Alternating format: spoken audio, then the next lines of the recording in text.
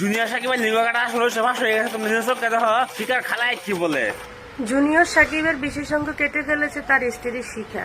এতে কিছু নারী ও পুরুষ বলতেছে যে মেয়েটা অতিরিক্ত কষ্ট পাওয়ার কারণে এরকম করছে। তবে আমার মতে যারা এই সমস্ত চিন্তা ভাবনা করছে, আমার মনে হয় তাদের ভিতরে মনুষ্যত্ব জিনিসটা বলতে নাই। কারণ একটা মানুষ যত পাপী হোক আর যত খারাপই হোক না কেন, তার জন্য বিচার আছে। তাই বলে একটা পুরুষের বিশেষ অঙ্গটাই কেটে ফেলবে? একটা পুরুষের বিশেষ অঙ্গটা কতটা মূল্যবান বেঁচে থাকার জন্য, বা সেই পুরুষটা মরে গেলেও ভালো হইতো, কারণ এখন তার জীবনের কোনো দামই নাই।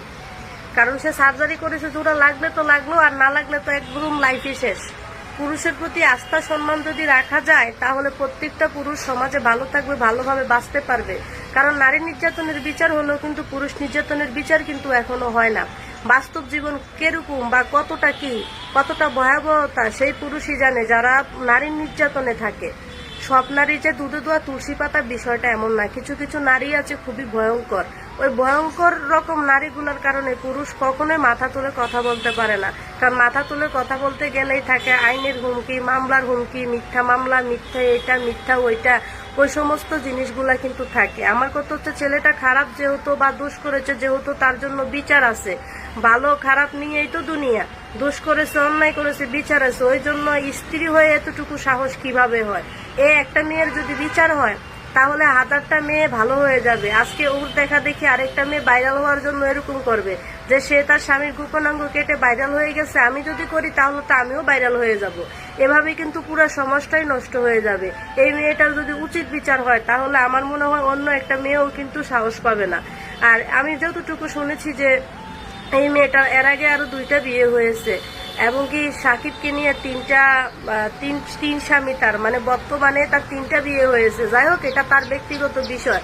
কিন্তু আমি জুনিয়র সাকিবের উদ্দেশ্যে একটা কথা বলতে চাই, জুনিয়র সাকিবের মতো আরো অনেক ছেলেরা আছে যারা বাইকের লোভে, টাকার লোভে অনেক ডিভোর্সি মেয়েকে এবং কি বাজে মেয়েদেরকে বিয়ে করে।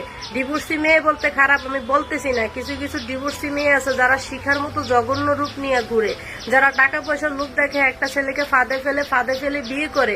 বিয়ে করার পর তার আসল রূপটা বের হয়ে আসে, যে আসলে মানুষ কিরকম হতে পারে বা কতটা ভয়ানক বা কতটা ভয়ঙ্কর।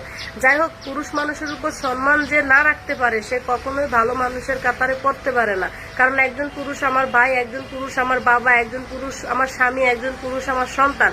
তো একজন নারী যেহেতু একটা ছেলের মা হয়, বোন হয়, মেয়ে হয়, বাবি হয়, সবকিছু হয়, ঠিক তেমনি একটা পুরুষ মানুষও একজন নারীর সবকিছু হয়। তো পুরুষের প্রতি যদি তুমি সম্মান না রাখতে পারো, তাহলে ওহে নারী, তুমি পুরুষের ভালোবাসা পাওয়ার মতো কখনোই যোগ্যতা অর্জন করতে পারো না। দোষ হয়, ভুল হয়, আইন আছে, আদালত আছে, দেশে সুস্থ বিচার আছে, তুমি বিচারের কাছে যাও। তুমি কেন নিজের হাতে একটা মানুষের জীবন নষ্ট করে দিবে? তারও তো বেঁচে থাকার অধিকার রয়েছে।